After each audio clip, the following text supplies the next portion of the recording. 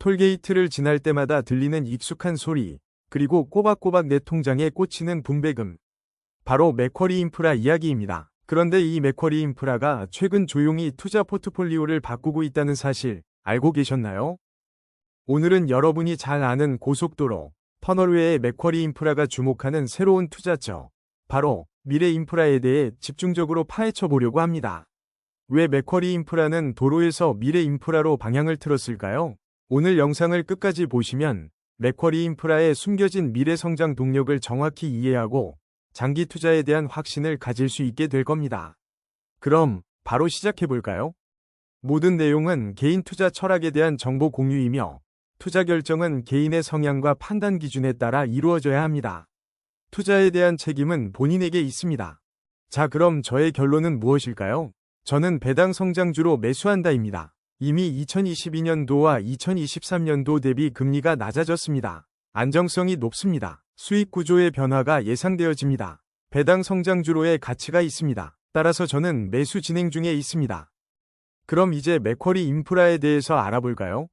맥쿼리 인프라는 국내 최초의 인프라 펀드로 전국 각지의 유료도로, 교량, 항만, 철도, 도시가스 등 다양한 인프라 자산에 투자합니다. 예를 들면 인천국제공항고속도로, 논산-천안고속도로, 인천대교 등이 맥쿼리 인프라의 주요 투자 자산으로 수익성이 안정된 사회기반 시설에 투자해왔습니다.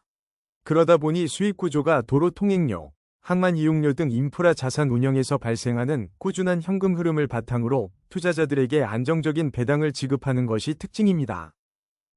하지만 최근 변화가 생겼습니다. 2025년 상반기 맥쿼리 인프라의 도로 자산 통행량은 전년 대비 1% 감소했습니다. 경기 불확실성이 커지면서 수익성이 조금씩 흔들리기 시작한 겁니다. 그래서 저는 새삼스레 맥쿼리 인프라의 투자를 분석합니다. 우선 안정성 측면입니다. 정부와의 계약을 통해 일정 수준의 수익이 보장되는 자산, 최소 수익 보장, MRG에도 투자하기 때문에 수익의 변동성이 상대적으로 낮다는 장점이 있습니다. 다만 최근에는 이런 최소 수익 보장 제도가 축소되거나 없어지는 추세이기도 합니다. 두 번째로 배당의 매력이 있습니다. 1년에 2번, 6월 말과 12월 말에 결산하여 배당을 지급합니다. 그리고 장기적 관점으로 봤을 때 증가합니다. 마지막으로 수익 구조의 변화를 진행하였습니다. 새로운 성장 동력, 데이터 센터와 도시 인프라입니다. 안정성에 대해서 조금 더 이야기를 나눠드립니다.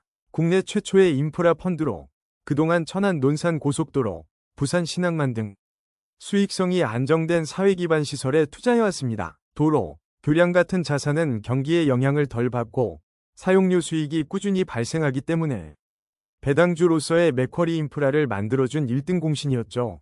하지만 2025년 상반기 맥쿼리 인프라의 도로 자산 통행량은 전년 대비 1% 감소했습니다.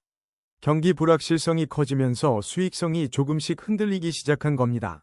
배당에 대해서도 공유드립니다. 우선 분배금의 변동성에 대해서 2024년에 이어 2025년에도 분배금 증가가 쉽지 않을 것으로 예상되나 신규 자산이 안정화되는 2026년 이후에는 배당 성장이 재개될 가능성이 있다라고 KB증권 분석자료에는 표기되어 있습니다.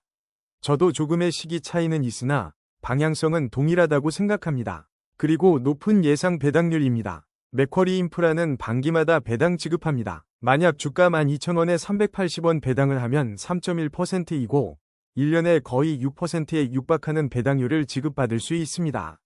거기에 장기적인 배당금은 지속 성장한다는 것입니다. 수익 구조 변화에 대한 이야기를 하자면 2020에서 2020년에는 주로 유료도로, 항만, 도시가스 등 전통적인 인프라 자산에 집중 투자하였으나 유료도로가 60% 이상, 2025년 기준 투자 포트폴리오가 도로 약 45%, 항만 약 24%, 에너지 약 10%, 도시가스 약 11%, 디지털 인프라 10%, 기타 9.4%로 다양하게 분배했다라는 것입니다. 다들 아시겠지만 미국과 중국에서의 AI 현재 이미 대세이고 근시일의 미래 이슈 역시 당연 AI입니다. 한국에서도 뉴스를 보면 알 수 있듯이 정부의 타운홀 미팅에서도 나옵니다. 그리고 그 AI 사업 중심에는 당연히 데이터 센터도 있습니다.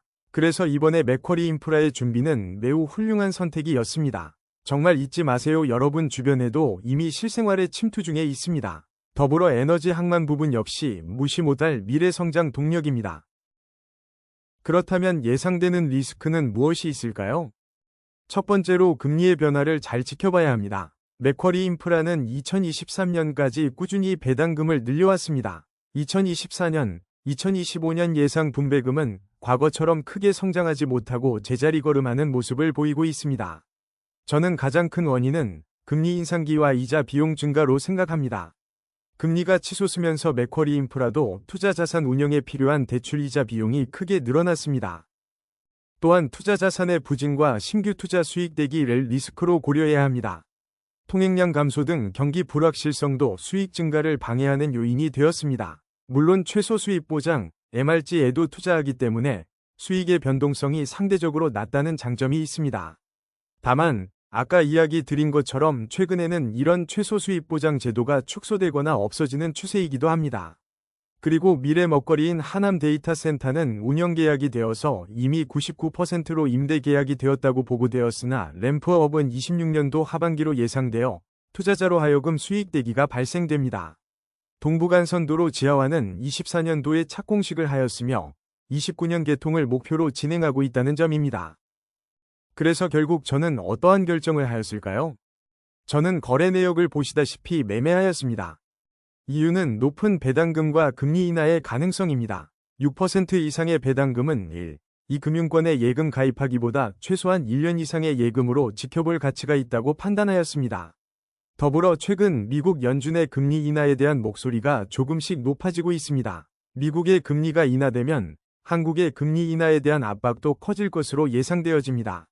즉 금리 동결은 있어도 1년 이상 동안은 금리가 오르지 않을 것 같아서 투자를 합니다.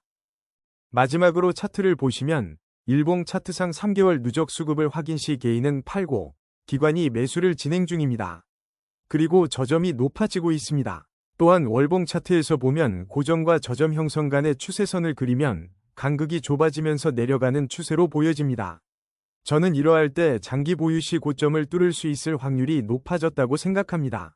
그리고 저는 월봉 차트의 121선인 1,500원 부분에서 추매를 진행할 예정입니다. 물론 투자에는 항상 리스크가 따릅니다. 하지만 지금의 정제는 맥쿼리 인프라의 미래를 위한 재정비 기간일 수 있습니다.